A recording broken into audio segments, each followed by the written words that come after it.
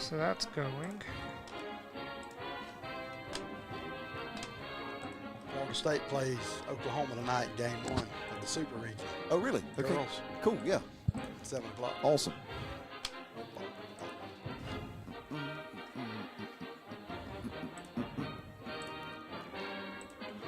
So is our Maris guy still hanging out?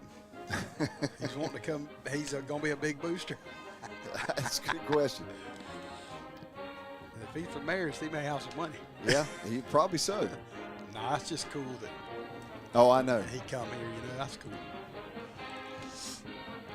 No bad blood, just a lot of good Man games. alive. Good games. About as good as you'll ever see. Yeah. All right, so Are we on? yeah. Hey, that way. hey. Should be going. Good evening, everybody. Randy Young here with Jamie Majors right here in the middle. Casey Massey, the tech master down there on that end, making sure that we are up and running for the last Swarmcast of the year. And this will be a lot of fun. We have not taken the time through the course of the whole year to talk through what I think is arguably the most special season that our football team has ever had, state championship. But, of course, there's a lot of good things to talk about sports-wise with Thomas County Central. First off, Jamie, how you doing, buddy? I am doing great. You're better now. I'm better now. It's been rough from Saturday till last night. Golly. So Been under the weather a little right bit. now is the first day that I hadn't run no fever since Saturday. Good. So Fighting. all day I have not run any fever. It's been awesome. Had a lot of energy Yep. and Fighting strep. And you know how that is. You get that antibiotic in you, and the next thing you know, you blink and you're better. But you got to figure out what it is you got. And that's what they didn't get nailed down for you. But not anyway. quick enough for me. Yeah, but you're good, though. I'm awesome, and yeah, I think it's going to be a special night. Yeah, it's going to be fun. It's just always good to get together and talk about Yellow Jackets. That's anyway. right. That's right. Casey, you good down there? I'm good. Yeah, good. He's wearing eyeshadow on one eye. though. I Hey can't now. figure that. Hey now. Ran into a door and blackened his eye. That's what he says. Or somebody dotted his eye, one of the two. I'm not sure. Yeah, trust me, it was a door. But we're going to have Coach Rogers calling in after a little while, and he's going to be on the road. He told me that his son made the all-star team for, I guess, baseball. Good. So they were hanging around this afternoon for Cooper to have some practice with that, and then they're going to take a couple of days and head to the beach. I guess they're loading that camper up and heading that way. But anyway, Coach Rogers is going to call in, and we'll get him to offer some thoughts too. But what we're going to do tonight is we're going to go game by game from the 2023 football season and talk about our recollections of each game. And what I would love to do with you guys that are watching is have you share your thoughts and your memories of each of the games online, and we'll get Casey to read them to us, and we'll talk about your thoughts as well. But one of the first things we need to do, we need to send out our best wishes to Coach Ryan Strickland. Coach Strickland, this last week, our head baseball coach at Central took the job at Colquitt. Chance to move up classification-wise, and anyway, we wish Coach Strickland the best of luck. He did a great job with our team and led us to some pretty doggone good seasons now, 3 straight Elite Eights in a row. Yep. But, Jamie, I'm going to tell you, man, you talk about an opportunity for a coach to step in here with the young nature of this team and as well as they played this last year. Yep. And the county has already opened the doors up for folks to get their name in the pot, and I'm excited to see who's going to step in here and take the reins on that. That's going to be fun to watch. It's going to be fun to watch. Was able to go to several baseball games this year, and it seemed like every time a big play happened, they would say, well, that guy's a freshman. Yeah. Or That that guy's a sophomore. Yeah, And yeah. I was thinking, well, wait a minute now. Yeah. Yeah. But really got some really good baseball players down there, and like you said, Coach Strickland done a great job of getting our program to where year in and year out, we were right there on the cusp of doing something special, and just seems like we just could not get over that. Yep.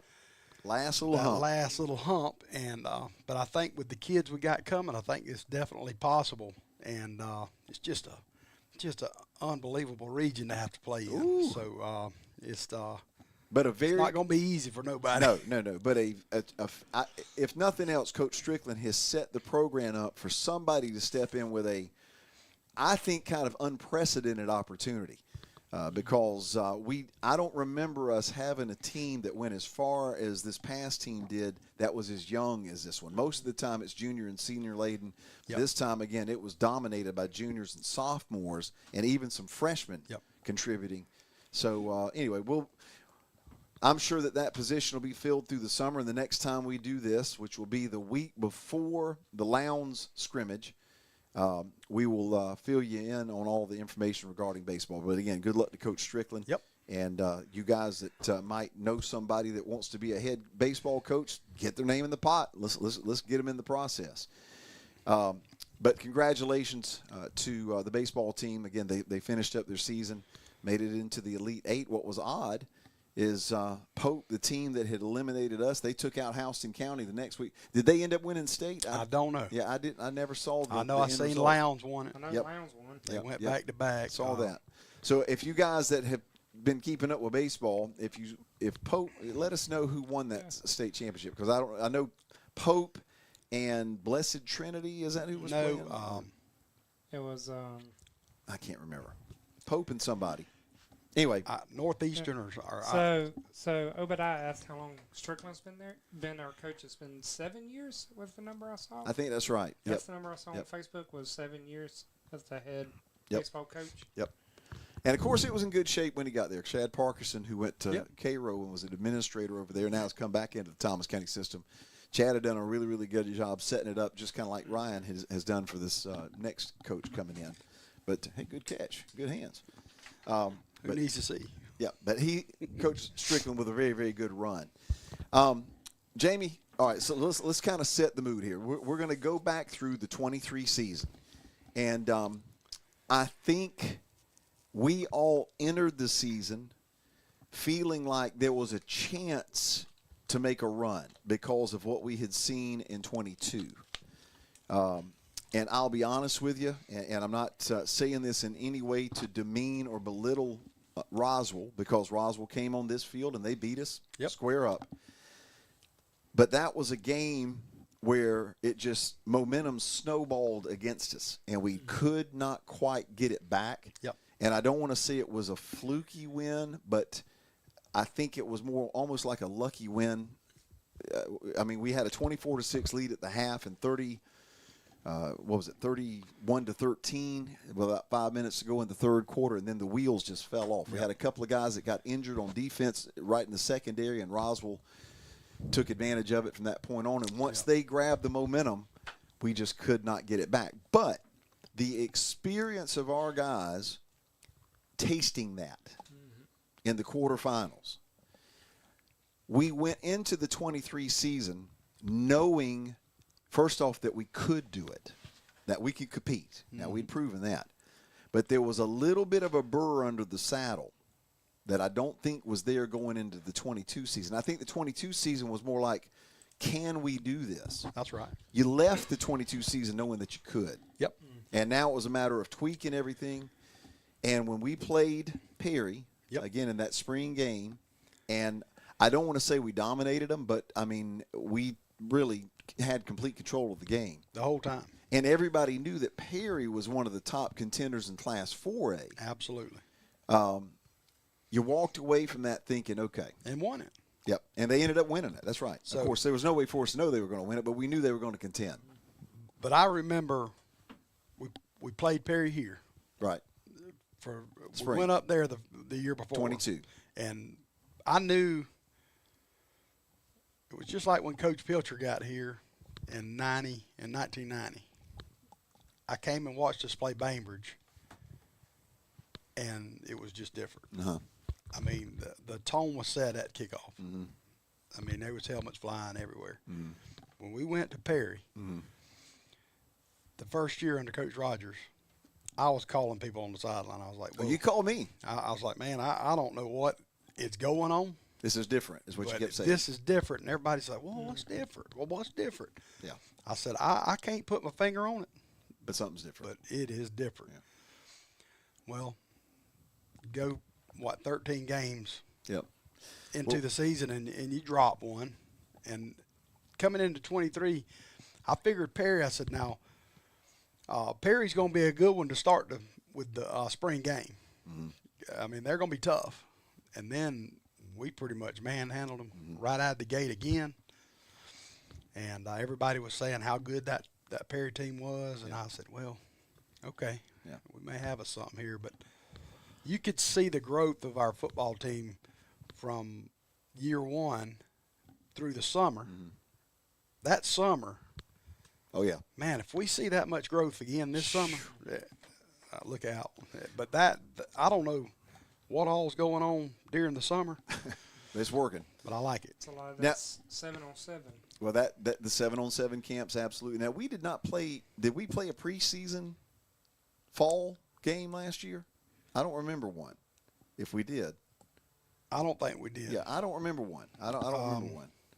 But I know that I know our coach and our coaching staff likes to put our players in the most uncomfortable situations just to see mentally where we're going to be. Right.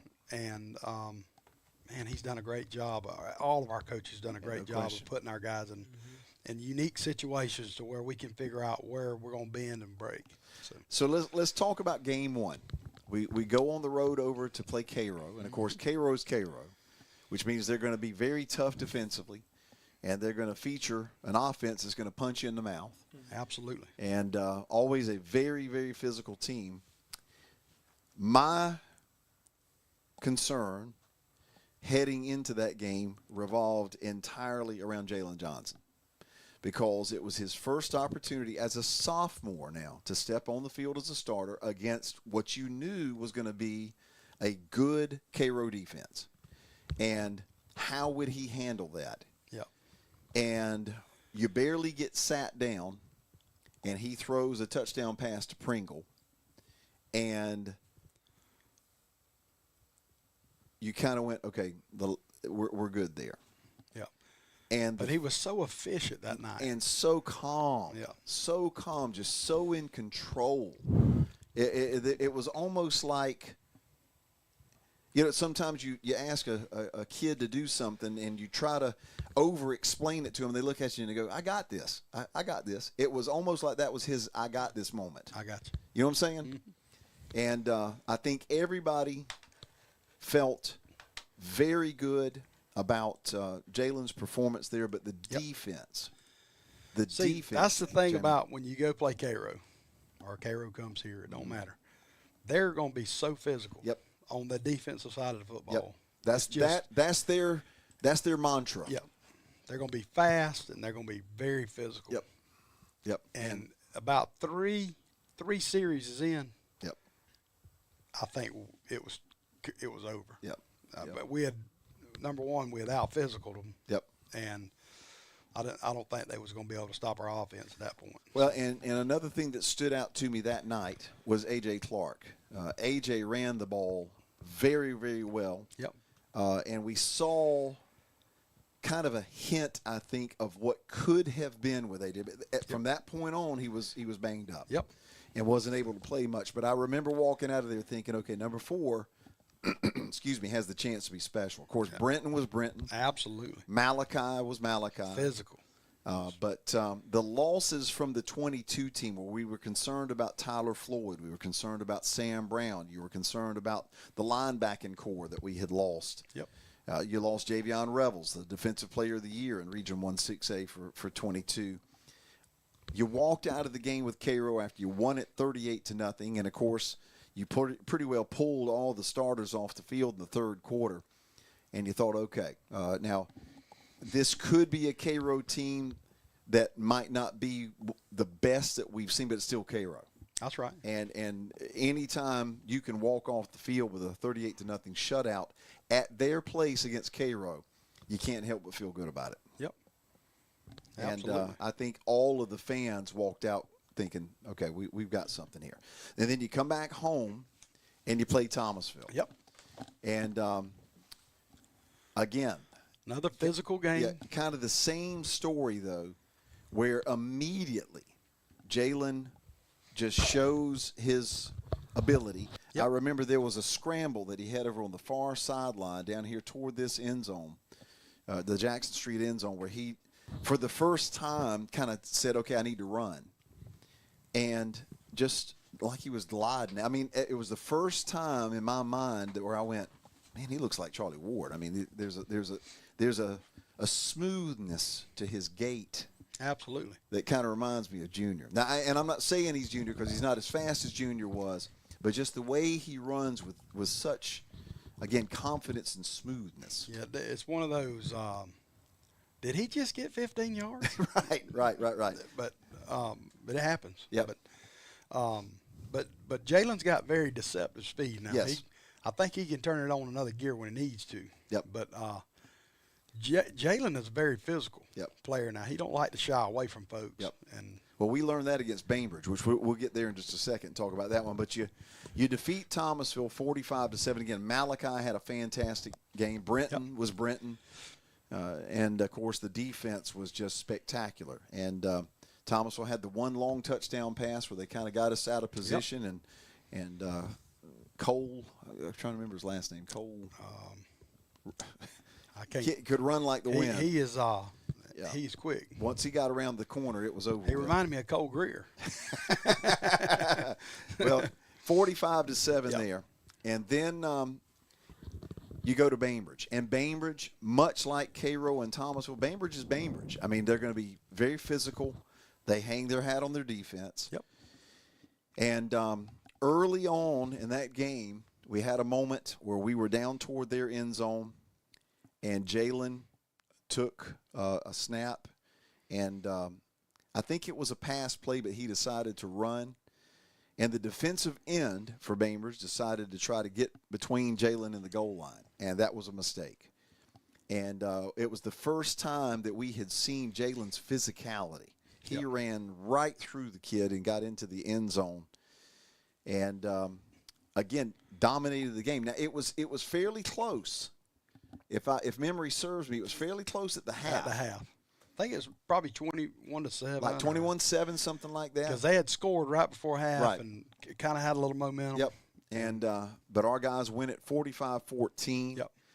So you have defeated. You scored 38 against Cairo, 45 against Thomasville, and 45 against Bainbridge. So that's 128-21 against your three out-of-region rivals. And I'm just going to be honest with you, that's unprecedented. Yep. We've never done that before. And it had been a while, the previous year it had been a while since we beat either one of those. Yep. And now we've won 6 in a row. Yep. Against our rivals. Yep. So. And I think at that point, Jamie, after the Bainbridge game, and looking at how consistent the offense and the defense had been, everybody started thinking, okay, we've got something very special possibly brewing here. Absolutely. We just knew in the back of our head still, though, that we still had the toughest region to play in, which I felt good about it. Yep. Well, you go to Brooks County with the next one. And, again, Brooks County. Not near the team they have been beaten. Yeah, they definitely still physical. But you have not beaten Brooks County in Quitman since the 1970s. That's right. So you're talking 50 years removed from the last time you went across the county line there and won. Yep. And, again, we dominated the game. It was 44-7. Godby comes in here, and Godby, they were outmatched and outmanned from the first moment. Athletes everywhere, I guess, just don't know how to use them. Well, you got to have coaching. Now, coaching matters. And we got out to a big lead. Now, Godby scored a couple of touchdowns late. Yep. And ended up scoring 19 against us, which at that point was the most points that had been scored against us. But 55-19 at that point, Thomas County Central. And then we start region play. And at this point, before region play starts, I guess we're starting to not even really think about the offense, right? What we had been worried about the whole time. Yeah, I mean, at that point, it was almost like an afterthought. And I tell you, too, Jamie, I think what started really coming to light was just how good that offensive line was. Yep. We knew that the majority of the line that had started in that 22 season was coming back. We knew they were all seniors. Yep. And you could just watch the communication between them on the field. Yep. And after a play, how they were talking to each other about what they were doing and their schemes and where they were going. It impressed me to no end to see those guys coaching themselves. Yeah, the communications. You know what I'm saying? Eli comes home and tells me all the time about, he's an offensive lineman. And he said the communication and the depth of knowledge you got to have to play on that offensive line with what we're doing. He says, man, it takes a lot of work. Well, and so I just, again, was very impressed to see all of those kids, talking specifically about the offensive line, almost after every play, you could see them together as a group talking about what they had done before they even went into the huddle. That's right. And that's maturity. Again, that's a bunch of seniors is what that was. But, Randy, the thing that's impressive now, and just building on what you were saying, after this spring, I'm seeing that. Same thing. With this real young offensive lineman. Same thing. They're all talking. But you know why? Because they saw it from those good guys. Leadership. That's it. The example has been and a set. great offensive line coach. Yeah. Oh, my He gosh. is. Man, we're so lucky. They do the same thing when they go and look at the TV to look at their plays. You going down there. Pull that mic up, Casey. There you go. Hear me? Yeah. That better? Yeah, I got you. Going down there watching them during all of our season, setting up all their network stuff, you could see them talking to each other like, I did this wrong and I need to change this. Yep. And The whole season. Yeah. In fact, I heard that if a player pointed something out to another player, there was never this, well, why are you pointing that out? No. It was always, you're right. I mean, the respect level between those guys, it was a band of brothers. I mean, really and truly. And when one of them said something to the other one, they knew it wasn't offered as a cut. It was, hey, here's how I see you can improve. And they never got mad about it. Absolutely. And that's special for you teenagers. don't get that a lot of times. No. Well, and adults, you don't see it. There is something to be said because that don't happen anywhere on our team right now. Yep. And that is coming from somewhere. Yep. Yeah, that's leadership. It's leadership. Coach Rogers and that staff has ignited something in that locker room to where everybody holds everybody accountable. Yep. But nobody gets mad about it. Nope. It is all about improving the team. Absolutely. So we move into region and go to play veterans, and again dominate the game. It's 52-0. It could have been 72-0, or even more if we had wanted it to be. But just a complete performance on both sides. And we know that veterans up to that point. Yep. That quarterback they had. Yep. He was doing anything he wanted. He was region leading quarterback. And I think, Randy, he got hurt. He got hurt in that game. Yep.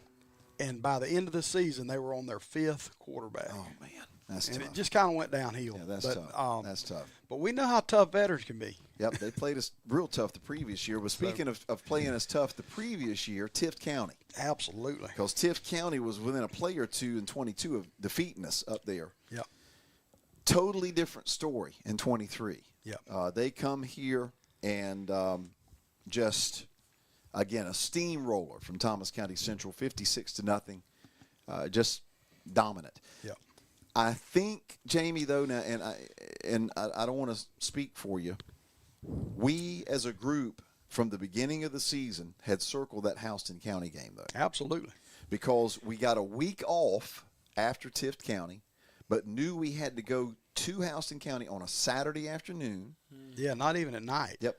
To play Antoine Hill, who had been touted as, and is one of the best quarterbacks in the state. Oh my gosh, yeah, I can't remember the kid's name, but and the running back. I mean, they had a really, really good running back. Yep. And we had played them here the previous year in a very tough football game. And a daggum shootout. Yep. Yep. And you go up there thinking, I mean, I don't want to sound negative, but you're thinking we are about to get tested. Well, by the end of the first half, we had shot off every toe we had. Yep. We had dropped 3 touchdowns. Yep. I mean, and you're thinking now, gosh, You've here left we go. the door open. Here we go. half the state away from home. Yep. On a Saturday Yep. when we should be watching college football, we're Yep. playing high school football, and but it's just the weird. band's fault. It was the band wasn't there. Yeah, well, the band had a band They competition. had a band had- concert, and it was hot. And that was not their fault. No. That That's was right. something that had been scheduled the Yeah. previous spring before even the football schedule was Yeah. done. So, yeah, you're right. I mean, we easily could have had a 35-0 type halftime lead Yep. or something, but you go in at the half, and if I remember right, it was like 14-0, something like that. I mean, it was still within reach.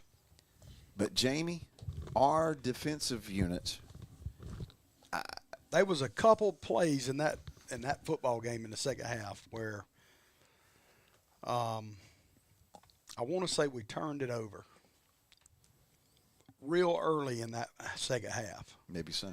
and our defense took the field, and in 3 plays, I think shut they had 'em down. lost like 19 yards. Yeah, just and shut it was 'em just down. like, hey, it don't matter, man. Well, the play that stands out to me in that particular game was Jimmy Dawson. And you talking about rattling Antoine Hill. Our defensive front and Rubo and Caleb and the linebackers, he never got comfortable. That's right. The entire game. And they tried to run, and I think it was a 4th down play in that second half where he was going to try a little shovel pass to out a guy. to Ricky. Was that receiver's name? His name was Ricky. Ricky Johnson, But I believe. the thing that we kept saying, I remember us talking about it. What are they doing? Yep. They're not even doing what they've done well all year. Coach Rogers is calling him. Coach Rogers is But- calling. Yeah. Well, we're about halfway point Yeah, here. so- we'll come back to it. Hey, Coach. Hey, Yeah, what's up? there you Hey, are. man, how you Yes, doing? sir. Man, I'm good. Sitting out here at the ballpark watching Coop wrap up practice. There you go. And then y'all are hitting the road? Then we are. We actually Awesome. are. We are hitting the road. When we get done with this practice, I can't be a coach. We miss practice now. Otherwise, I'd be a hypocrite. So Got a point. just like I asked parents to do. So we stuck around all day to wait so he could be at his practice, and then Good. we'll leave out after tonight. That's a good So we're teammate. when it's over. Good teammate and a good dad there, of course. I'm sure Mama had something to say about all that, too.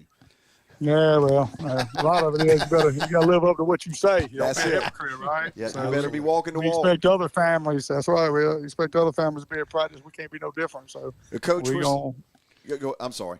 go ahead. No, you're good. Yeah, we were just sitting here. We're going game to game back through the season. And we're talking about our impressions of each game and so forth. Let me ask you. Of course, I think we all walked out of the spring game against Perry and thought, okay, we've got a shot at doing something. And, of course, we take care of Thomasville and Cairo and Bainbridge in pretty dominant fashion. But was there a moment in the season where you yourself looked at the team and said, okay, this has got the potential to be something special here?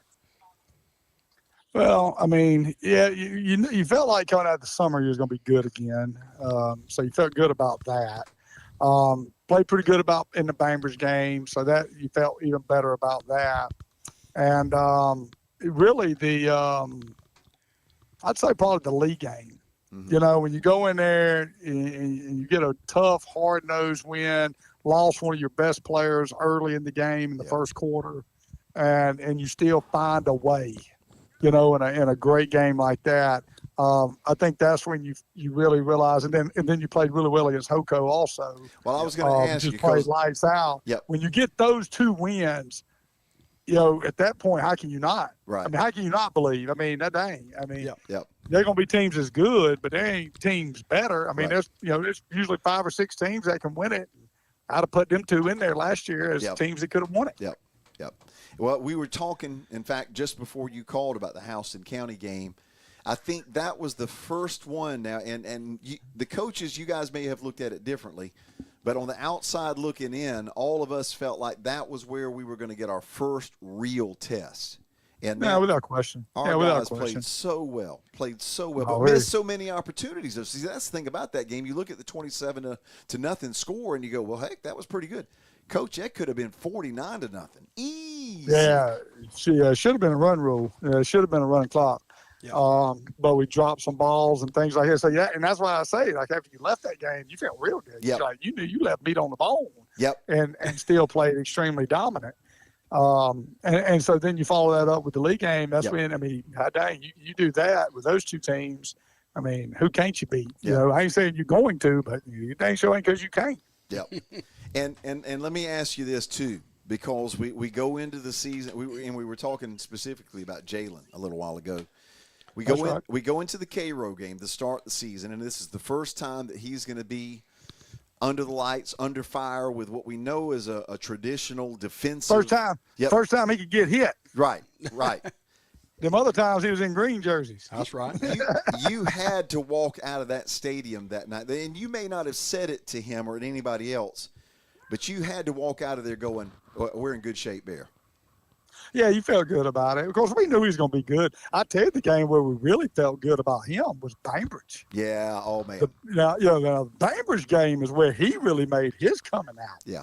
I mean, he just showed his force in running the ball, threw the ball well. Like, to me, that was more – I mean, don't get me wrong now. I mean, seeing his poise early on in some games was big, but I thought the Bainbridge game is when we all left knowing – Okay, we got somebody here now. Yep. He's a competitor, you know. Well, the run where he went through the defensive end for the touchdown. There you go. Yep. Dang right. That's when you knew you had a competitor. Yep. You know, you knew you had a kid that freaking competes. Yep. And if you got one that's got talent and has got size, and then all of a sudden in that play he showed what kind of heart he's got. Where'd that go? Let's go. Yeah. What else you expect or need? That's what I'm saying. Kid. Yep. That's right. Exactly.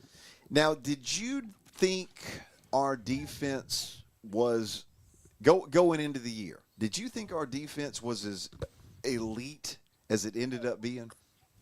No, I knew it was going to be good. I didn't know it was going to be one of the top defenses ever. I mean, you're one of the best defenses I've ever seen. Yep. In 23 years of coaching. So I didn't know that. But again, it goes back to just the confidence that was built. When you go up, you shut out a Hoco team. You lose arguably one of your best defensive players against Lee and still, go out there and play great and find a way to win it.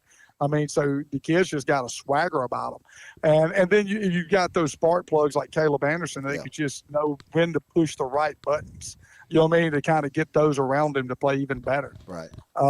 And so I knew it was going to be good. I had no clue. And then you went to a whole nother level in the Rome game. Yeah. I mean, the defense just went to that's when they went to that elite status, that legendary status was in that Rome game. Now you're mentioning into teams over decades of comparing defenses when they played the way they did against Rome up there. So we knew he was going to have a good defense. We didn't know he was going to have a legendary defense. The thing that stood out about because you never do. I mean, no one ever thinks you're going to have a dang legendary defense. Right. You know what I mean? Right. That's one of those things that's just got to have to happen. Yep. I remember very, very vividly in that Rome game, they score early on their first drive, and nobody had done that to us. Basically just went down the field. And I kind of thought in the back of my mind, okay, now they punched us in the nose. How are we going to react? And man alive. I think the guy that scored the touchdown made that really easy. Yeah, Reese helped me out now. Yeah, Reese helped me out a little bit. Because we got a little crap in our necks now, and so we don't take too kindly to trash talking. That's so right. I think that helped kind of reset it also. But, just nerves and everything in there. And they were a good offense. Yeah. But you're right. After that opening drive, they settled in, and it was a wrap. I mean, it was tough sledding from that point on everything. Yep. Whenever you think, too, Coach, about that offensive line, what's been remarkable is before you call, we were talking about how they were so good at communicating with each other. Innumerable times – they would be coming back off of a play, and you would have guys pointing out to their teammates of something that wasn't done right or something they needed to do different, and coaching themselves. And that was for a senior group, I know you expect that type of leadership, but what's been amazing is that seems to have carried over for this group we've got coming up for this next year. Yeah, I mean, we have a big saying in our program, and our kids can repeat it. I mean, a coach-driven team can be good. A player-driven team can be great. Yeah. And if you don't have the players that are able to drive it and able to self-coach and self-correct, then you're no possibility to be elite. And that doesn't matter if you're talking about high school, college, or professional. Right now, we're watching NBA playoffs. I mean, those players on the field got to be able to self-coach and self-correct, and they've got to be the leaders. So, it's something we try really hard to instill, especially in young people now. That you better work at it. And then on football intelligence, just trying to get our kids to understand football.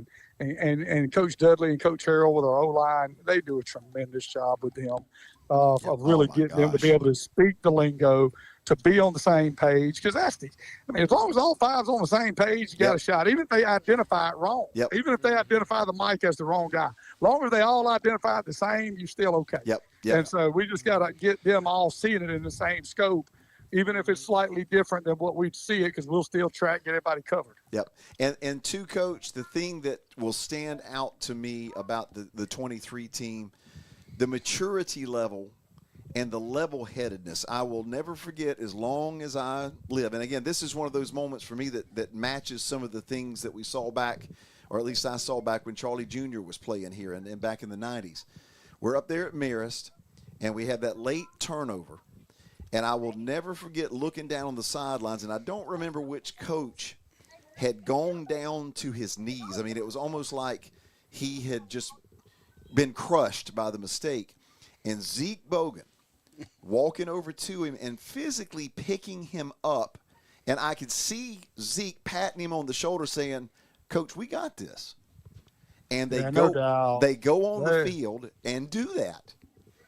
Yeah, they were so special and such a tight group and committed. And again, and it goes back to the saying before. Again, it goes right. I mean, coach driven can be good. Player driven, players driving the emotions, the play, the scheme, like all that. I mean, the players have to be the leaders on the field. I mean, it's totally different when your peers get on to you than when your boss gets on to you, right? And so when those peers are holding you accountable and the peers picking you up, right, and encouraging you, it just hits different. Now, speaking on that other one, Zeke Bogan, I'm telling y'all now, that he's one that didn't get near the credit he deserved. Man, I think Zeke Bogan was a ball player. 100%. And unbelievably good. And he's one of the biggest question marks we have. Is replacing him. That interior D tackle. We've had Revels, and then you had Bogan. I mean, that's one that we're really still working for answers on. But when you said his name, I wanted to make sure to give him a shout out. No. 100%. In fact, we were talking earlier, again, all of the faces that we lost from 22. You lose the defensive player of the year with Revels. And I'm telling you, I mean, with Zeke, there wasn't a whole lot of drop-off there now. No, and since you said that, too, I want to acknowledge that. I mean, we lost the player of the year. On defense, special teams player of the year, offense player of the year, and Floyd that year. Bunch of first-team all-regions. But it's something we said to our kids, something that because you've been part of this. Tradition don't graduate, though. Tradition don't ever graduate. It's here. And so even though the numbers changes and the faces change, the tradition will stay the same. And so I'm really proud of that also. And that's the same thing this group's got to do. We got to maintain and understand. Numbers and names change, but that tradition, that blue and gold, going to stay the same. Absolutely. Absolutely. How crazy is it, Jamie Majors, that Charlie Ward in his senior year passes for 1,891 yards, and we're all going, hey, man, what a great year. The last 2 seasons, both of those quarterbacks have broken that record. Absolutely. Isn't that crazy? It's going to be And Coach Rogers. I told Sam when he broke it. You better run it up high, man, because we're going to break that one. I was fitting to say something, Coach, but I ain't jinxing nobody. But that number ain't safe. No, it's not. No. It's not. 15 games. It ain't safe, but, boy, 15 games runs it on up there now. It definitely helps. Definitely helps. Definitely helps. But there was some defense, but no, we and the thing is, it's funny. I was talking to someone the other day about that, and you hear that number and you think, pass an offense and throw the ball around. When in all reality, we're a running team. We want to run the football, but we're such an RPO-based deal that it creates good, positive throws. Like, Jalen has at least 50 throws a game that he could take. Right. Now, we ain't going to throw it 50 times. But he could. But he's going to find, but he could. And he's going to find him 25 dang good ones. 25 to 30 dang good ones. Now, you got about 12 or so that are situational calls, 12 to 15, where he is going to have to throw it. I mean, it's just we called a pass and you're going to throw the ball. But there's so many of them that just tag to runs where he's looking for great opportunities. Right. Well, I mean, that helps you be so much more efficient when you get good at that. And when you got someone like Jalen this year that's just, man, you talking about poise this year. Oh, man, you're playing K-Row. You're nervous about what you got. Ain't going to be none of that this year.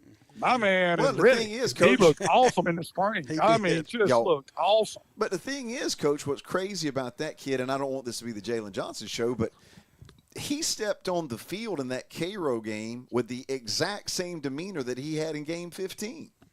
Didn't blink. Yeah, same demeanor he stepped in on day one of spring ball. That's what I'm saying. I mean, that's just who he's consistent. That's who he is. I mean, Jalen's Jalen. And if you don't get time to know him, it sometimes comes off as nonchalant. When in all reality, he is a worker now. That just works. But it can come, introverts sometimes present an era of laziness when really they're not that. They're just not flamboyant. Let me tell you, the player that comes to mind that I used to hear the exact same description about was Charlie Ward Jr. Because Jr. He was not a rah-rah guy. He wasn't a high emotion guy. But what he did, though, he observed and learned from every situation that was in front of him. And you may not have known the wheels were turning, but the wheels were turning at all times. Yep. Same thing, same type of demeanor. Absolutely. Well, Coach. Yeah, that's him. Well, it's just a special year. I mean, it's the bottom line. Just one of the more remarkable, special years that I've ever been a part of with this program. And I know for you that it just had to be such a wonderful experience to be able to sit there in the middle of it and watch it unfold. Yeah, it was. I mean, it was just amazing just to watch it for our young men, to watch it, for all the players and coaches at the time. But then also, and we'd be amiss not to discuss this. I mean, it was special because the fans became active participants. Man. I mean, they were part of it now. They had as much reputation almost as the team did, Coach. Now, you realize that. I mean, everywhere we were going to play, they weren't talking about the team. They were talking about all those folks up there in the darn stands. Yeah, that's my point. Yeah, no doubt. And so, I mean, they were involved. Yep. I mean, they were part of it. And so, and I hope and I believe they felt that. Yo, no question. They left each of those games. Hoko, Lee, get in the playoffs now. Wrong, Maris, Woodward, they left Philly. Yeah, man, I helped pull that out. Yep. And and they did. In reality, they Absolutely. did. Well, So that's what made it so special. When you say it's such a special year, I mean, that made it special. It was all the way many around. People. Yep. Yeah, so many people were involved. Yep. Well, when you got Rome fans texting folks saying, hey, man, please put us on the schedule. We may get beat every year, but dadgum, we want to see that again. Yeah, no doubt. And, I said this the other day on another call-in show, but, we talk about we were talking about it's not a rebuild, it's a return. It's not a rebuild, it's a return. Well, that was also, it's not a rebuild, it's a return for the fans. Yes. Absolutely. Yep. To get the crowd back, to we get hadn't been there the before. stadium rocking. In a while. Yep. Yeah. Yep. Yes, in a while. That's right. That's right. I guarantee that I got some. They gave me some of the Folgers cans and milk jugs y'all had rocking and rolling back in the 90s. Yep. And everybody, and so it was a return for that as well as everything else that it was a return for. And now it's to maintain. So the fans got to maintain this. The fans got to keep it going. No different than we as coaches and players have to maintain as well. I had me a milk jug, Coach, with some sod from Stevens County in it. There you go. See, that's exactly right. I don't know where it We went. had, I can't remember who, but there was a lady that brought Melissa some of the noise makers that they used in the 90s in the championship runs and gave it to her for the championship game to have out there to shake. How cool is that? Yeah, that's awesome. Well, and the thing, you don't need to worry about the fans, Coach. The precedent has been set. The watermark has been set. And I guarantee you that this year there'll be some of those what I'm trying to get a nice way to put it, the zealots in the stands, the fanatics. Oh, ain't no doubt. The Like I said, fanatics in the stands. We'll raise it up. We're gonna have some T-shirts. We're gonna have some T-shirts made up this year, and it's gonna be. I'm part of the TCC horn section, baby, and get them ready to roll. I like it. Well, Coach, listen, man, go enjoy your son. Go enjoy your break. And again, thank you so much for all that you've done. We'll do this again the week before the Lowndes scrimmage, and we'll get moving toward 24. Heck yeah, man. Love it, and go Jackets. Amen, Coach. Hey, y'all be safe on your trip. We'll talk to you. Yes, sir. See y'all. Take care. Well, he kind of led me into the Lee County game because, we talked about Houston, and he's right. We lost one of our big defensive guys. If you remember, Cam was hurt and couldn't play against Lee. And you have Usmane Kroma, the top running back in the whole state, one of the top in the nation, who came in here on our defense, held him in check for the most part. But you slow him down. You don't stop him. Now that run he made in the fourth quarter, third quarter, fourth quarter. Good gracious alive! By the way, any comments, Casey, that we need to address? No, not right. Other than we stole the song from Rome. We is ready. Well, that's okay. It's all right. Our guys were singing it. They were playing it over the PA. Our folks were singing it. But I'll tell you this, Randy, and did it again at Marist too, by the way. I went to the Moultrie and Lee County game earlier in the year. They played that game, I believe, on a Saturday. And I seen that running back Kroma take a straight dive and get hit right on the line of scrimmage and take 2 steps out and outrun like 80 yards. Yeah, he's special. And I said, what? Because Moultrie's pretty daggone fast now. I say that he may be the greatest bow-legged running back in the history of football. He'd have to be. He is. I've never seen anything quite. Well, we've seen some through the years, but it has been a long. To me, he's the best running back that has been in this area since Adam Choice. Yeah, he's good. He's special, physical. He's physical like Robert Toomer. He can be whatever you need him to be. Absolutely. If he needs to juke you, he'll juke you. If he needs to run through you, he'll do that. I mean, whatever you need him to be. But I just think that he is used up, and we'll leave it right there. Yep. But I got a friend of mine that is a big Lee booster. Well, he just into all their sports and stuff up there. He's actually works for the guys that's doing the HTZ, I think. Yeah. That's doing the indoor practice facility. Yeah. And he said that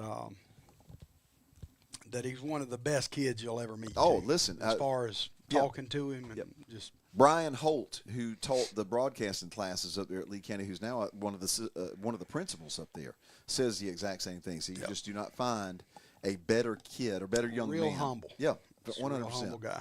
Some college is going to get them a very special player. But here's what I think needs to happen. He needs to go to whatever the highest bidder.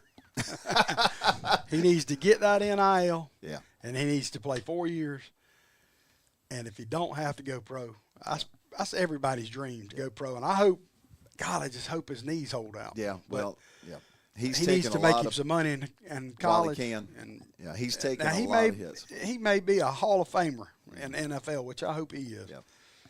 But his knees just don't look like they're going to carry him that deep. Well, the Lee County game ends up 31-24. We are able to win that one. So you defeated Houston and Lee, which were 2 of the biggies inside the region.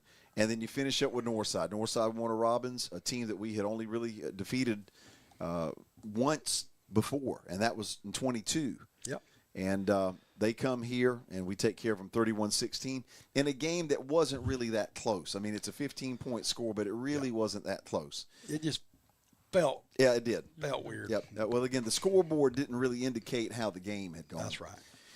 Playoffs begin with St. Pius. St. Pius was outmanned. I mean, that one ended up 49-0 and could have been 79-0 if we had wanted it to be. Yep. But a classy bunch of folks. Yep. They were just so nice and so complimentary of everything here. The atmosphere of the stadium, they just loved it. And I had one of the St. Pius guys after the game when we were walking out who was on the way to their charter bus. He said, I would love to get you guys on our schedule. He said, this is the way football is supposed to be played. And anyway, just but he was just thinking back too that, hey, we come here one time, we did win. Yep, they beat us in 2006. You're right. Then Jonesboro comes in and Outmanned. Same thing, just outmanned from the moment the game started. Malachi tackles the guy on the kickoff and punches the ball out on a fumble, and then it just steamrolled at that point. I think that's the game that daggum Cam Brooks had a touchdown receiving. Yep. And picked a pass off and run it back to. A pick six and a touchdown off. That's special, man. That's pretty cool, especially with us being a sophomore. That's right. That's right. And then you go to Rome, and everybody knew that Rome was a fantastic team. And whenever I hear Coach Rogers saying, "This is an evenly matched game," the matchups are very even here, and he said they look a lot like us. I knew we were going to be in for a battle. Yeah, that worried me when I heard him say that too. I was like, because usually he pretty much tells you how he feels. And he says, well, he wasn't negative. Like us. Yeah, he wasn't negative, but he just kept saying they look a lot like us. And that, to me, at that point, I know how good we were. Right. Well, based on what we had seen, that's not what I wanted to hear. Yeah, I definitely didn't want to see that. And we go up there, of course, and the horn section was unbelievable. And we couldn't hear ourselves talking to each other. Do you realize that we led that game 1 second? Yes. Yep. Last play of the game. We needed. Last play of the game. I think it was 3 seconds. Well, it took 3 seconds for the ball to actually. We led with no time on the clock, so we didn't. We led for 0.01 second or whatever you want to call it. But we mentioned the touchdown that Rome scored early. Mm-hmm. And you can say what you want to about momentum and that sort of thing, but that touchdown, the Rome quarterback runs by our stands and puts his finger up to his mouth and tells everybody to be quiet. I don't know that I have ever seen a touchdown create more momentum for the other team than I did that particular play. Absolutely. Because it was almost like everybody along the sidelines and in the stands just looked at each other and went, oh, no, he didn't. Oh, no, he didn't. Yeah, I remember thinking, I think Coach Lane was down there talking to Zeke and all them. They had just come off after they scored. And when he came by, I heard one of them say, oh, heck no. Something like that. Something like that. Paraphrase. But it was the demeanor changed. Oh, big after time. That, and they was like, oh, no. Yeah. It was almost like you had taken a stick and just poked everybody in the eye. Yeah. But to Rome's credit, we were throwing haymakers, and they kept taking They kept coming. And kept coming and kept coming. But at the end of the ball game, when we had to have it, our defense creates an opportunity for the offense, and absolutely Malachi and Pringle, along with Jalen, and an awesome kicker, and then we set Drew Renault up for a game-winning field goal. Last time ran out, 19-16. It was one of those games, and there have only been a handful of these that I will say this about. You hated to see either team lose. I really did. Yep. And I mean, don't get me wrong now. I'm glad we won it, 100%. But I seen. You saw two championship teams. At the same time. I really believe if Rome comes up, I think they win it. No question. No question in my mind. They were that good. Yep, no question. They were that good. And but I will never forget Jamie Majors. When the game is over, and Drew has hit the field goal, and, of course, our team explodes on the field. Ron Dillard tackles Coach Rogers. Our players going player by player, all the Rome guys are sitting down there taking their helmets off. They're crushed because their season's over. Yeah. Our guys go into a knee or physically picking those guys up and patting them on the head and say, you have nothing to hang your head about. Yeah. That was impressive. It was just one of them games where, like you said, Yep. Somebody had to lose, but you didn't want either one to Well, lose. And in fact, with 3 seconds left, it was 16-16. Yeah, yeah. And we had not led the whole night. Nope. The next week was very similar. Yep. And I mean this. I think if Marist wins that game, they had already defeated Woodward earlier in the year. Yep. There's no question in my mind. I knew, though, when Marist beat the team the previous week that they played, the Douglas team. Yeah, Douglas County. I said, boy. Because Douglas was good undefeated. gracious. Yep. And They had been a juggernaut. Like 13 Division I players Yep. that I'm thinking, man, what happened? Yep.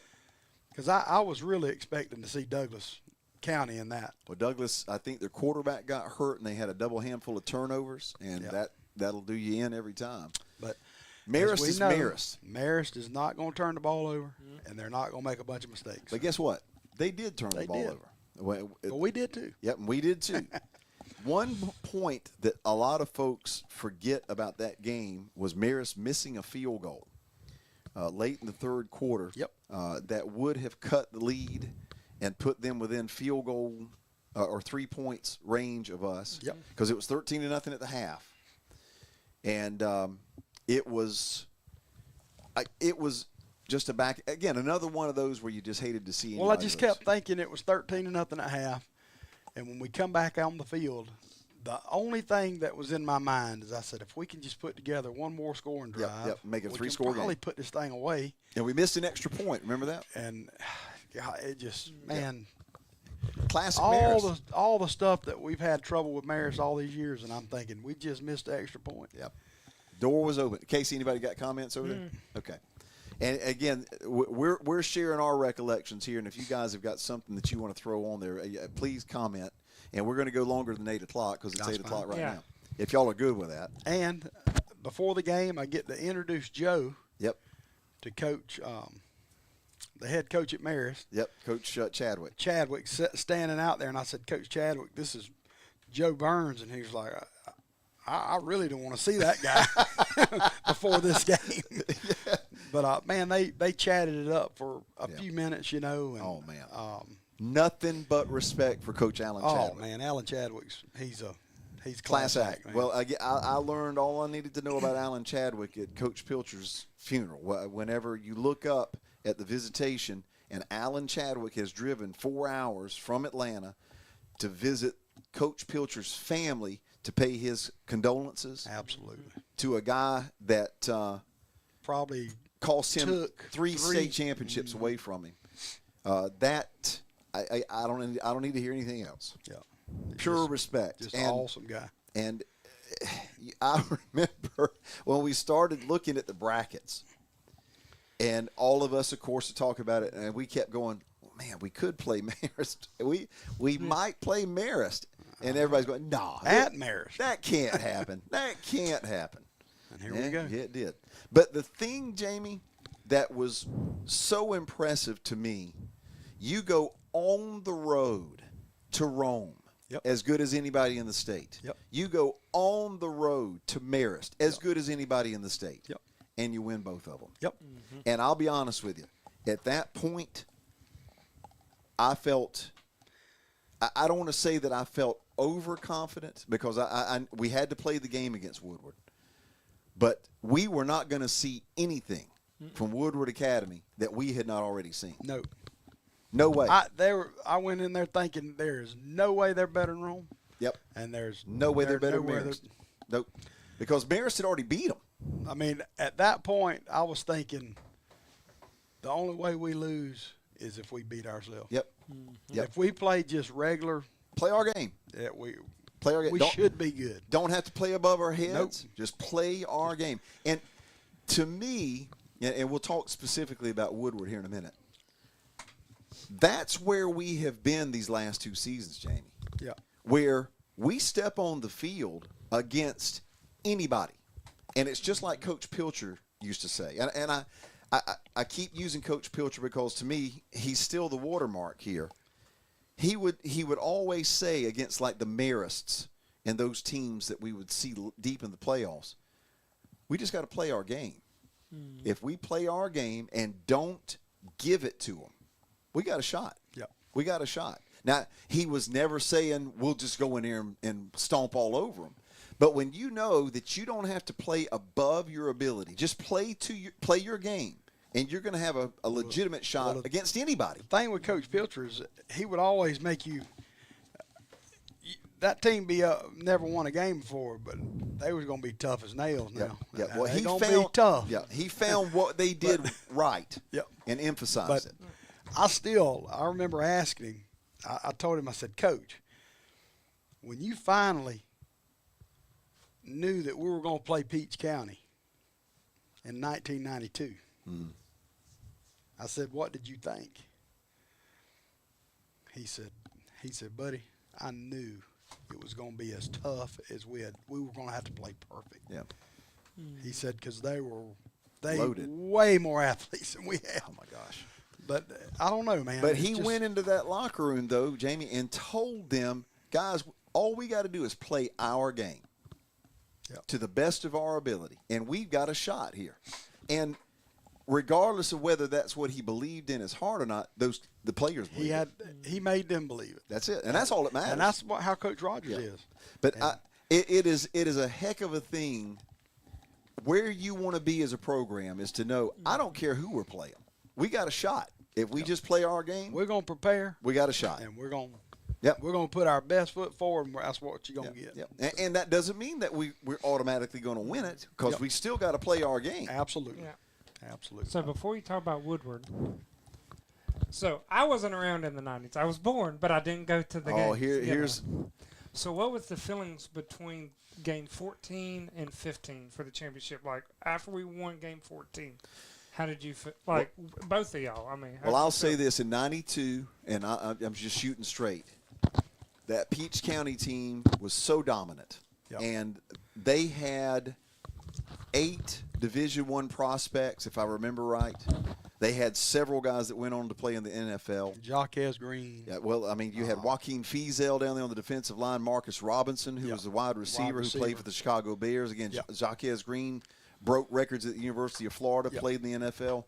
Fizel played at Michigan, went to the NFL. There were 2 or 3 other guys. I can't, again, right now, Lawan Penniman, who was the quarterback in 92 for them, became a star, I want to say at Fort Valley or Morehouse. I can't remember. But anyway, they were loaded. Yep. I came into that game thinking they're gonna have to help us, but they didn't. They didn't turn the ball over. Well, here's my thinking. 2 weeks prior, or the week prior to them having to play us, Thomasville had them 14-0. Yep. Down at their place. Yep. And all of a sudden, they started throwing these jump passes to Marcus Robinson. and they beat Thomasville 21-14. Yep. With Mike Bobo as a quarterback, who's pretty sporty. Absolutely. So, and I felt like, I said, okay, we played with Thomasville. Yeah. I said, we can beat them. But at that time, I had no idea who Marcus Robinson was. I had no idea who Jaquez Green was or any of them guys. When they ran out onto this field, Coach Pilcher used to call it the beauty contest before the game. On the hoof, they was pretty, wasn't they? I mean, at every spot. Well, daggum, Randy, everywhere we went, when we busted through the run-through, about knocked us down.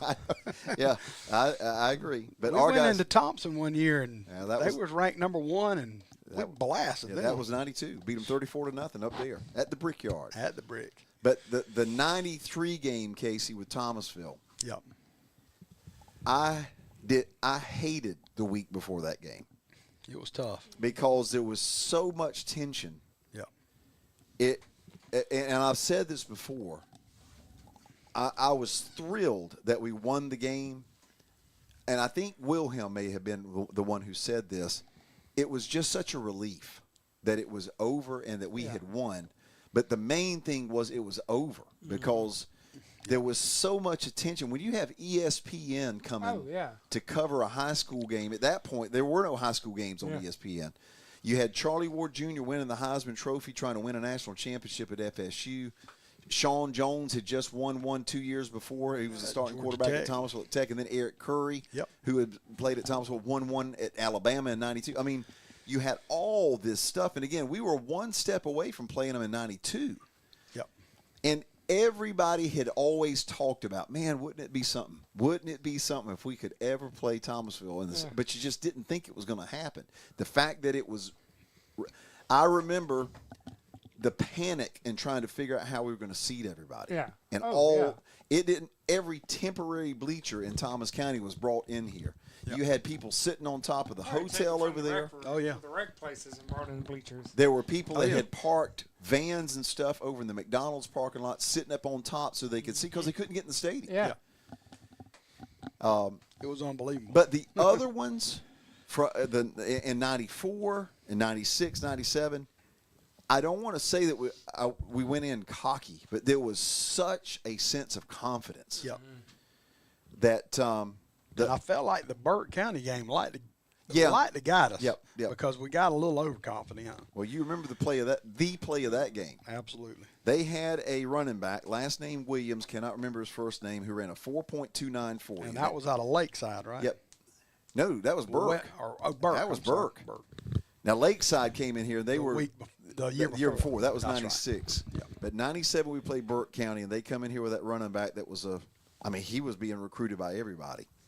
We've got a 21-19 lead, and they get that guy outside running toward Jackson Street. And you thought, well, here he goes. And all of a sudden, a blue blur wearing number 47, which was Ray Torrey Newkirk, a 6'3", 220-pound linebacker, chased this kid down that had like Olympic speed, chased him down from behind, and from a head start. Brought him down probably the 25 or so yard line, saved a touchdown. And I will never forget Ken Harper, who was one of the defensive coaches, turning around. Now, he wasn't looking at me, but he was just kind of looking up, and it was his expression was, "You got to be kidding me. What did I just see?" And it was one of those moments where everybody up here just kind of looked at each other. Again, same thing. We just saw something kind of Ray Torrey, unnatural. Ray Torrey, by no ifs, ands, or buts, would have been an All-American at any college he went to. Well, the 96 and 97 numbers up on that sign over there, they're not there without Ray Torrey Newkirk. Absolutely. Period. Player of the year 2 years in a row, right? Yeah, defensive player of the year. Defensive player of the year in all classes, right? Yeah, well, his senior year he was. I got you. Now, the junior year All-State. I got you. And was the defensive player in our region. I got you. But his senior year, he was the defensive player of the whole darn state. And he was. But let's go back to Woodward. Okay. Based on what we had seen with Rome and Marist and Houston and Lee. Yep. The resume was pretty good. There was nothing and I knew that Woodward is a private school and they've got all these NFL players' sons and stuff. They were not going to show us anything that we had not seen. And Jamie. And when Jalen run over. Well, let's go back though. When D takes the kickoff. Oh yeah. And goes down. I thought he was gone. Well, to their credit, now they had one kid, and I can't remember the kid's name, that chased him down from behind. I mean, hawked him down about the 35-yard line or so. Yep.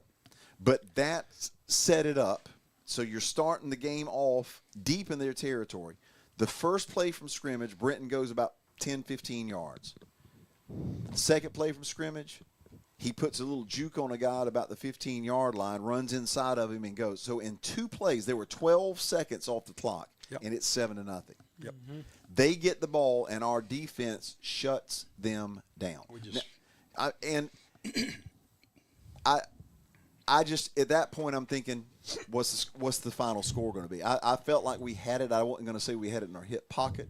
They scored a touchdown right before the half. I think it was 28-7 possibly at that point. And then we kind of go back and forth. They would score a touchdown. It's 28-14, but then we go right down and score. It's now 35-14. They scored a touchdown. We go down and score a touchdown. So the first half won the game. That's right. We set the tone. Yeah, the first half won the game. But I think which we've done all season. Where the first half would. Yep. Was it Jerome Bettis, this boy? Yep. The defensive back. Yep. that Jalen just run through. Yep, twice. Like he wasn't even there. And I think after that, Well, I thank God that same kid that comes up to try to make the tackle just kind of whiffs. Yep. There's a reason. Well, Malachi had a huge game. To me, Huge Malachi game. Thomas is probably one of the more, I don't want to say underrated because he ended up going to Pitt. I mean, he's going to be a full D1 scholarship at a named school. That'd be awesome. What's that? Old Coach Narduzzi. Yeah. Got him a good one. He had a fantastic game there. Of course, I think that tight end position was one of the, I don't want to say underlying stories, but every time you needed a play, Malachi was there to make it. Absolutely. And the year before. Yeah, same thing. Same thing. But the defense against Woodward, flying to the ball. The hit that Caleb put on the kid over on the sidelines, where they tried a little, which was they called a great an hit, unnecessary great play. roughness thing. But the moment of the game was when the official came on the PA system to tell our fans they could not blow their horns. Or they would have to forfeit the game. And they actually had people up in the stands collecting horns. And that didn't sit well. And our fans continued. But the aggravating part, though, Jamie, is the Woodward fans, some of their guys had horns, too. But nobody did anything about that. I will say. There just weren't as many of them. I stayed. When they had to open up more sections because our fans were so large in the stadium. Yep. It was kind of aggravated, too. Well, we had Woodward outnumbered probably 3-1 attendance-wise. That was just the football team. And they were 18 minutes away from the Dome. That's right. But the next night, when all those other state championships happened on Saturday, I stayed up there and watched all those. And every team had cowbells and everything. But not good old Thomas County. Yeah. Get you some of that. Well, that's okay. Ended up winning at 49-28. And at that point, the state championship is in your hip pocket. And, Jamie, you look back now, only 2 undefeated seasons in the program history, 97, which has always been the watermark. But I wrote a thing for the newspaper back in January where I had a chance to research all the numbers and compare. You can make an argument and win the argument that this 23 team is the best football team we've ever had. I could see across that. the board. Now, my brothers would probably disagree with you. And Joe Burns would probably definitely disagree with Well, you. and with the wall. That 96 and 97 streak they were was they were very special. pretty special. But I don't think if you look again at the level of competition that this 23 team Had to go through. Yep. and the fact that you're 2 seasons removed from walking off the field having lost 59-0 in the opening round of the playoffs. Yep. You're 2 seasons removed from that. With the same players. With basically the same players. To me, you can apple orange the best team, but the most remarkable season, 23, flat out. It is. I don't think there's any question. But those teams, other than 92, now that 92 season was the most special season that we've ever had. Because I mean, you're 1-5 after 6 games, And I think I want to give that 2002 team. Oh, yeah. Oh, my gosh. Gosh, they're so good, man. and what 2003, same thing. And 2007. And I still contend if Adam Choice doesn't get hurt at Harris County in 2013, Yep. we probably make a run there. And Calais getting hurt Yeah, here. 2016. That's another team that, Had a shot. I mean, Calais was a very good athlete. Well, he was the leader of the team. But I think if you would have told any of us back in August of 23, your guys will go 15-0. You'll beat Thomasville, Cairo, and Bainbridge 128-21. You'll go to Houston County and blank them 27-0. You'll come here and find a way to beat Usmani, Cromwell, and those guys 31. I think most of us would have gone, no. We hope we're going to be competitive. Yeah, that's it. But as far as those details of it, I don't know that any of us would have agreed. But as confident as you want to be, we got to take it one at a time. Yeah, and it'll be the same start thing. out this year. Same thing. When we start this year, there's nothing you've done this year that equates to what you done last year. Yep. It's all in the past. Yep. And I will tell everybody that the first preseason way too early polls are coming out. Cal Preps has already had theirs, and they've got us ranked second in Class 5A behind Milton, which I don't have a problem with that. Milton won the Class 7A state championship this past season, and they'll be playing in 5A this year, but they've got us ranked, I want to say, 12th in the whole state, regardless of classification. That's right. Even though we graduated pretty much everything on the offensive side of the ball and the defensive side of the ball. I mean, there's only a handful of starters coming back. It's like 6 starters total on both sides. Yep. But the program, there you go, that word, the program is now so established, and there's such a level of confidence amongst the kids. It's a wonderful spot to be in. Absolutely. So we've got 2 questions before we finish up. Sure. Okay. 1, when are the signs getting put out? Will they be up before next season? I Where are reached we at? out. Well, I'm glad you asked, because Coach Rogers has asked about this too. The road signs. The bad weather The weather is what has says been stop. brutal since, really, you go back to the football banquet. The county road crews have been trying to keep the roads running, and they have been helping in Tallahassee some too. I mean, because Tallahassee got blasted with those storms a couple of weeks ago. But the word I've got is that you're going to see them in the next few days, and through the summer they'll progressively fill them in. Bring this up to the yard signs that everybody purchased are in. So if you purchased one paid for it and paid for it, purchased, They're out the school. they're at the school. Yep. We've had like 27 of them picked up. So Yeah, I need to get mine. yeah, need to stop by and get yours. Did they find the wire frames to go with them? Because I know I saw some stuck up this week. So Okay, I would so there we assume go. so. Yeah, because the guy who made them, he didn't have the wire frame thing, so we figured like H&H or somebody around here would have signs of us. Yeah, I've seen a few around the, on so the that streets. somebody's that are found out. them. Yeah. Awesome. But, Awesome. but now if you ordered one of those and you have not paid for it, it has not been ordered. Yeah. that's You fine. got to pay for it for the order to go in. So some of you folks that had ordered them and your name is on that order list, they haven't been ordered. You got to pay for them. So you need to reach out to Donnie Powell and the folks at the Booster Club and go ahead and get those paid for, and then you'll have them in hand. All right. So the second question. Second question. What game are y'all looking forward to this coming season? Coffee County. I am too. That'll be a good one. Coffee County. Because the last, there's your trivia question.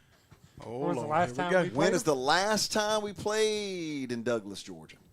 I think Oh, I You know know that one because I think because you I might have think been we there. got out by the skin of our teeth. By half the skin of I one tooth that had a think cavity in it. Either Craig West or Anderson, one of our tight ends, caught a late touchdown from Charlie Ward.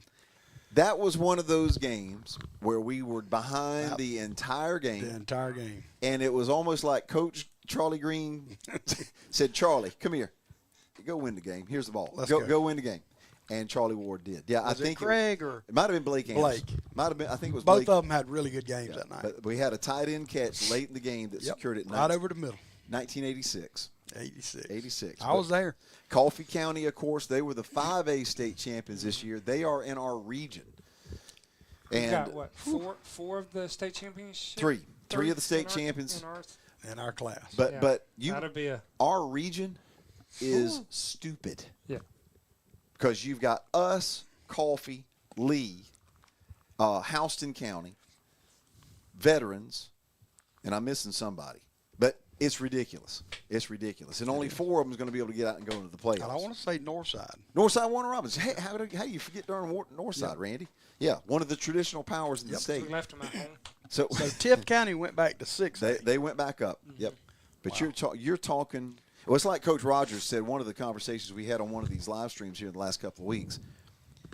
Whomever makes it to the playoffs out of this region, the teams around the state are not going to want to play them because they will have been battle tested. And it's the same thing we were saying a minute ago.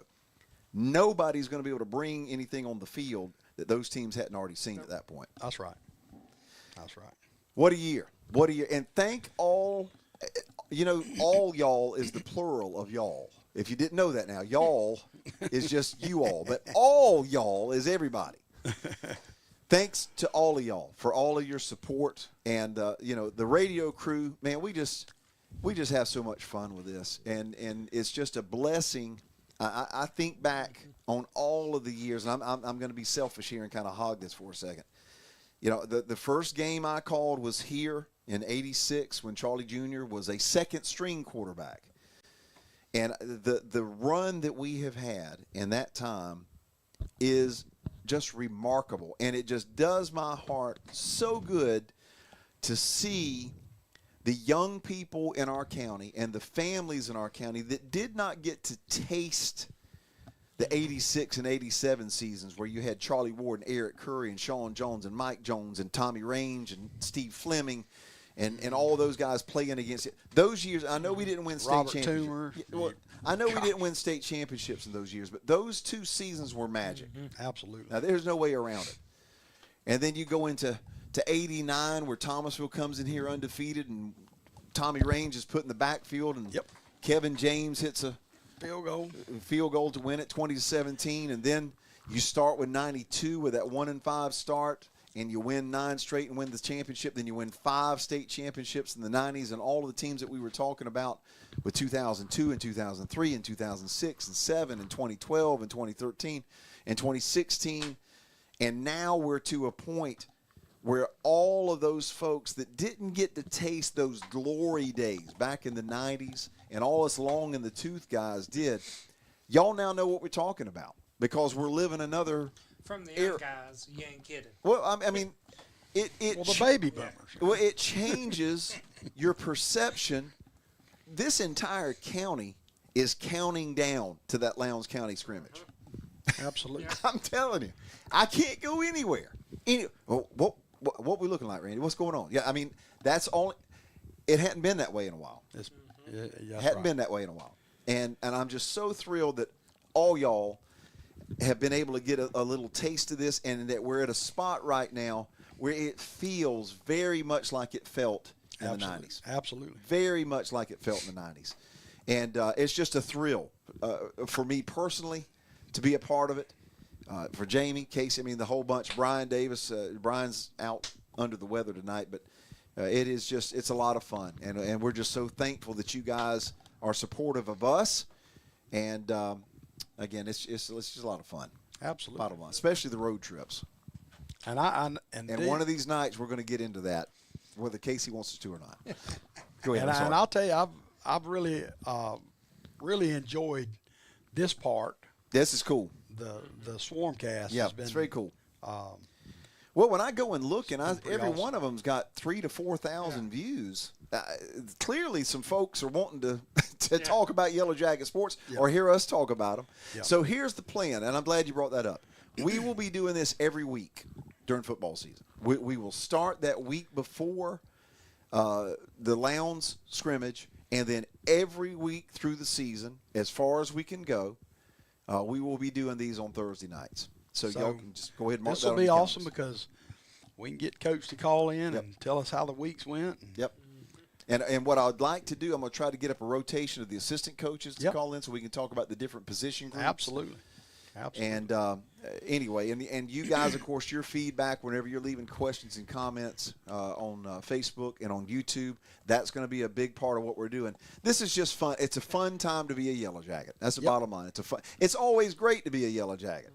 But this is a fun time to be a Yellow Jacket. And we'll also keep you up to date on all the other sports, too. Yes. Well, and the other thing, too. Well, there's a bunch. There's a pile of sports. And all of them doing good. Yep. Yeah. The Thomas County Schools Sports Hall of Fame. I will let you know that tonight with a meeting of – now, I have learned so much. Dr. Jimmy Clanton, who graduated from here in 1963. Ron Dillard, of course, who was a lineman for us in the 90s. Yep. Joey Holland, who played back in the early 80s. Yep. Coach Ward, who was the head coach at Magnolia and one of the assistant coaches here. Dan Stewart, who has – the Stewart family has been a part of the Thomas County school system since dirt. Yep. Frank Delaney and myself. Huh? They put the dirt here. They brought the dirt from Oclockney, the Stewart. But we have been the last month and a half discussing all of the names I have learned, and I thought I knew some stuff, but I have learned so much, and the county is going to be thrilled with the first class of inductees. We've got 18 names that we have chosen.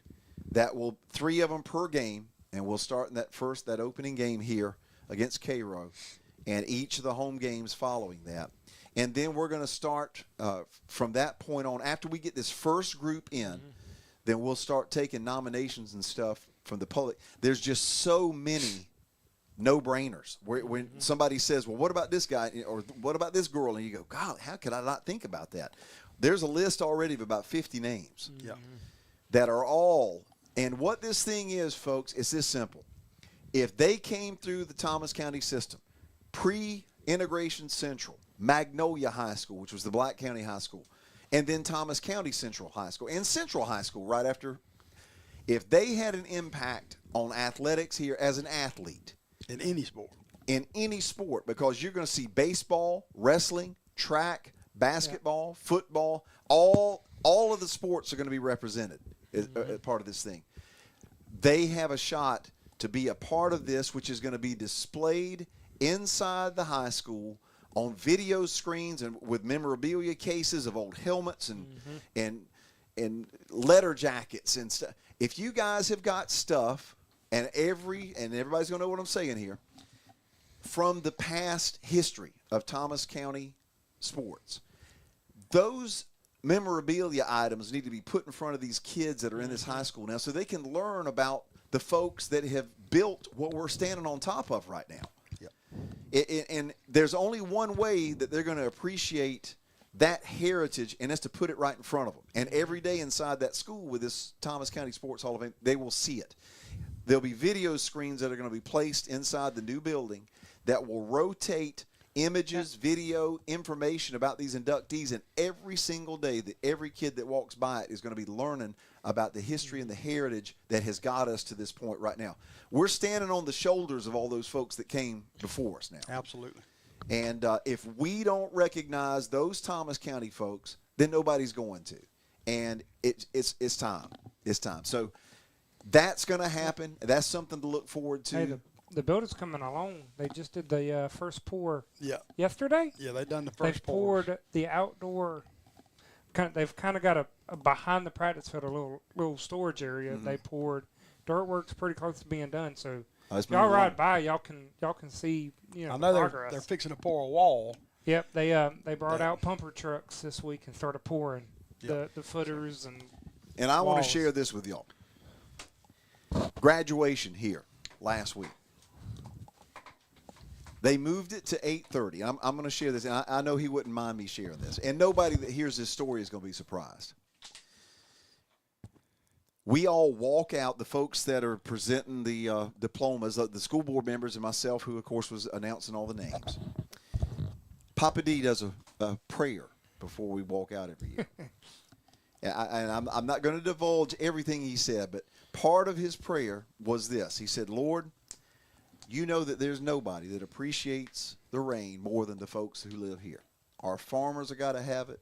All the flowers, the roses have got to have it. All the gardens, all the lawns. So we're not saying, Lord, don't let it rain. But we need 90 minutes, Lord.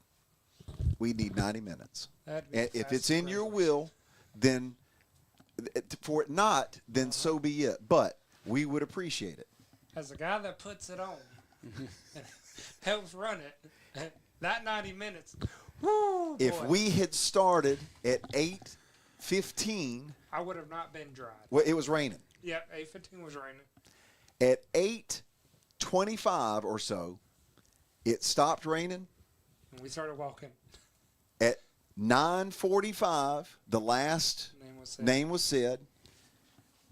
At 10:10, it started raining. We got So you didn't have 90 minutes. You had 100 minutes. That's right. You should have seen the amount of What? county employees that were tearing this thing down to get out of here. Because all I know is I didn't want to get wet this year like I did last year. Well, And I told Papa D, I said, you must, the old Batman show where they pick up the bat phone and immediately it goes to Commissioner Court. He's got a bat phone, a direct line to somebody somewhere. But God loves the Yellow Jackets. I'm just telling you now. Absolutely. If you don't believe it, you put that one in your come get you some of that. Hey, on top of that, where you was going. we can give it up to our maintenance guys that have put in the drainage in this field. Yep. That Oh, field was solid man. even after the rain. Yep. It You poured down rain Thursday, and I'm thinking, okay, we're going to have a mud pin. No, sir. That thing was. Yeah. when we Whatever pulled they have done, it has worked. When we pulled the stage in on Wednesday, Yep. and I walked out there on the field, I'm like, it rained. And thanks to all you folks that Yeah. didn't holler when Yeah. you weren't supposed to holler, which was 90% of you. Yeah. Again, you got folks that just They going to. yeah, they're going to. Yeah, that's just. But anyway, it came off and it was wonderful. And thanks for everybody's participation. Jamie, it's after 8:30. It's been an hour and a half of this mess, awesome. man. God, Hey, we lose track of time when we talk about them it's Yellow darn Jackets. truth. Y'all have a great summer. Have fun. Kick it up. But be ready. Be safe. I just want to say I'd be crazy if I didn't. Go ahead. I want to do a quick prayers out to those families. Yep. A couple a week ago that Yep. that we lost a couple young ones, and we've got a couple that's still fighting. Yep. And they're doing better. Yep. But our thoughts and prayers go out to the families. 100%. And we're all in this together. Yep. So. Yep. And if there's anything that those families need from any of us, just say the word. We'll do anything we can. I feel very confident there'd probably be about 30,000 others that would be lining up too. Yep. But anyway, regardless, let's end it on a happy note. Absolutely. Go ahead and start getting your chops ready for the horn section now. Absolutely. Because I think Tune them horns. Coach Rogers wants Lowndes County to walk out of here for the scrimmage, remembering the horn section. Pretty They much not be want able to say, to hear. what happened? What's that case? They just don't want to. He doesn't want them to be able to hear any more plays, That's so right. it's fine. And that's going to be from here on out. Y'all have a great summer. Have fun. We'll look forward to the week before the Lowndes County game to do this again on Thursday night. Until then, for the tech master himself, Casey Massey down there, Jamie Majors, I'm Randy Young. Y'all have yourself a great summer. Get your headsets and all ready to listen inside the stadium for the radio broadcast. We'll be doing the scrimmage game. Regardless of that, all that, go Jackets. We'll see y'all. Thank you.